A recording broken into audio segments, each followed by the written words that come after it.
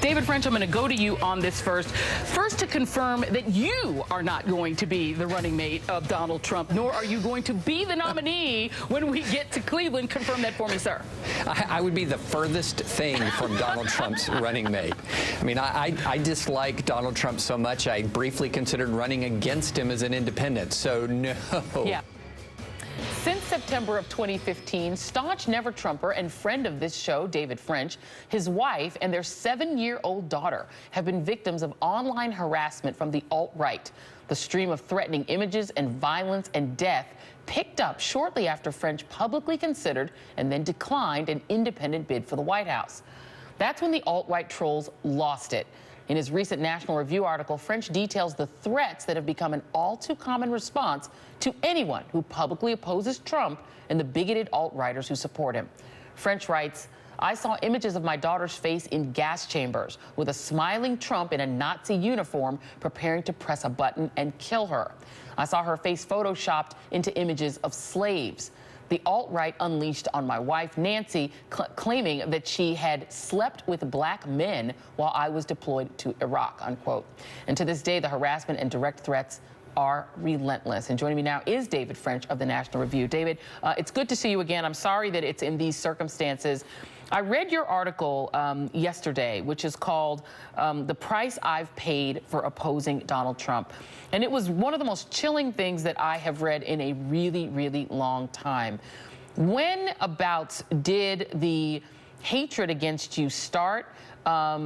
And if you could just, in brief terms, describe some of what you've dealt with, you and your family. Right. I mean, it started in September of last year when I criticized Ann Coulter, who's one of Trump's big allies, for what I knew to be, I didn't suspect, I knew to be heavily coded racial language stoking up this alt-right, which is a collection of white nationalists, white supremacists who've latched onto the Donald Trump movement. And so when I called her out, my Twitter feed began to melt down with these horribly graphic racist images that you just described. And then, but if it was just Twitter, and if it was just me, I wouldn't write about it. It just kept getting worse and worse and worse. They found my wife's blog. They began to bombard the comments section of my wife's blog with the most horrifically graphic images of African-American men being murdered and killed. Then later on, the email death threats came. And then the most disturbing thing that happened was just in the last few weeks when my wife was actually on a phone call with her father when somebody broke into the phone call itself, spewing profanities at both of them, talking about Donald Trump. And to this moment, to this day, we don't know how that happened. We've contacted law enforcement. They're looking into it.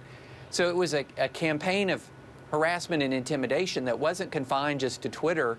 It extended into our daily lives. And it was not just us. As I detail in the piece, I go through person after person after person who has opposed Donald Trump and has confronted what we've confronted, and sometimes even worse. Yeah, your daughter is adopted, who is black, and that's why you described that they were going after her in racial terms. John McCain's son was actually in your Twitter feed, commiserating with you about the hate that he's received. His wife is African American, and this is the son of war hero John McCain, who's also being attacked in similar fashion. One of the features, however, despite the anti-black piece of it, the anti-woman part of it, there is a feature of the alt-right that is very fixated on Jewish people. The most attacked Jewish journalists that have actually been compiled by the Anti-Defamation League. It shows who are the journalists who have been the most trolled. It's Ben Shapiro, who resigned from Breitbart because Breitbart did not support its own reporter, Michelle Williams, after she was manhandled allegedly by Corey Lewandowski.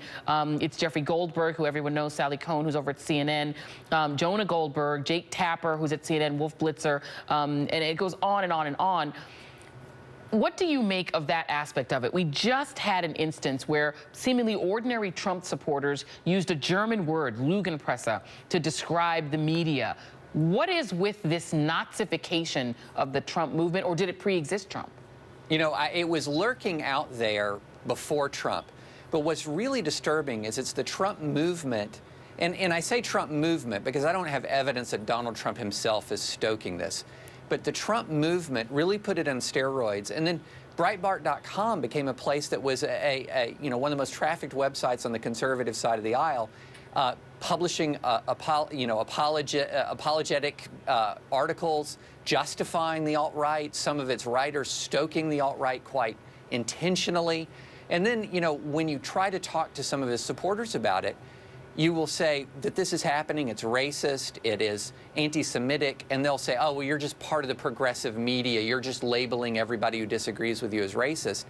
Well, no, when you're talking about images of my African-American daughter in slave fields or in a gas chamber, what do you call that but racist? It's thoroughly and completely racist, and they're capitalizing on this anti-political correctness side of the Trump movement to really try to stoke and also to excuse some of the most vile communications. And again, if it was just Twitter, I wouldn't be writing about this.